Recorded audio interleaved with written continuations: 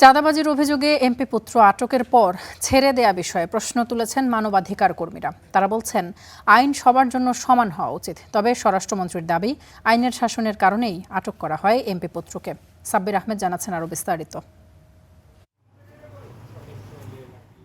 সুনির্দিষ্ট অভিযোগের ভিত্তিতে রোববার আটক করা হয় নারায়ণগঞ্জ ৩ আসনের সরকার দলীয় সংসদ সদস্য আজহারুল ইসলাম মান্নানের ছেলে খায়রুল ইসলাম সজীবকে। তার বিরুদ্ধে চাঁদাবাজির অভিযোগ থাকলেও এ নিয়ে সরাসরি কিছু বলেনি পুলিশ।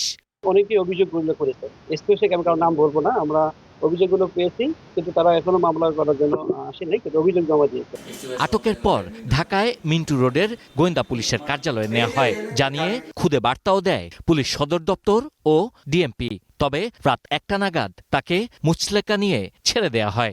ঢাকা মহানগর পুলিশের ডিবি তারা নিয়ে আসে এবং গতকাল রাত ১টার দিকে তাকে মুচলেকা দিয়ে আত্মীয় স্বজনের কাছে হস্তান্তর করা হয়েছে। আটকের পরপরই জেলা যুবদলের সিনিয়র যুগ্ম আহ্বায়ক পদ থেকে বহিষ্কার করা হয় সজীবকে। স্বরাষ্ট্রমন্ত্রী জানিয়েছেন, সজীবের আটক হওয়া বাকিদের জন্য একটি সতর্কবার্তা। নারায়ণগঞ্জ ৩ আসনের এমপির ছেলের কি কোনো বিশেষ অধিকার আছে? আইনের চোখে সবাই সমান।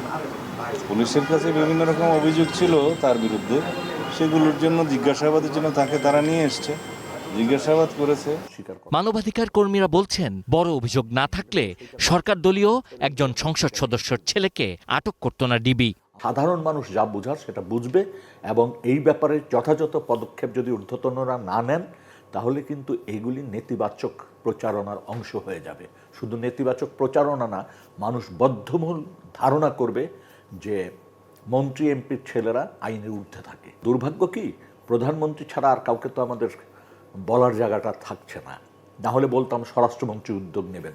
বিভিন্ন গণমাধ্যম বলছে, নারায়ণগঞ্জ এলাকার বেশ কয়েকজন ব্যবসায়ীর কাছ থেকে চাঁদা নেয়ার অভিযোগ রয়েছে এমপি পুত্র সজীবের বিরুদ্ধে। Sabbir Ahmed, star news, Dhaka.